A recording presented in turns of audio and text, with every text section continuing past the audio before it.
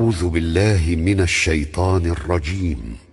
بسم الله الرحمن الرحيم. وقلنا يا آدم اسكن أنت وزوجك الجنة وكلا منها رغدا حيث شئتما ولا تقربا هذه الشجرة فتكونا من الظالمين.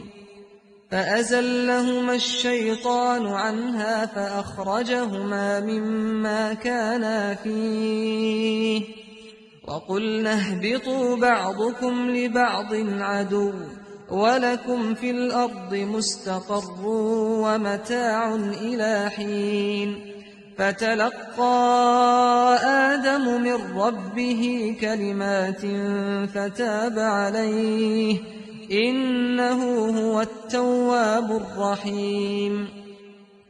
قلنا اهبطوا منها جميعا فإما يأتينكم مني هدى فمن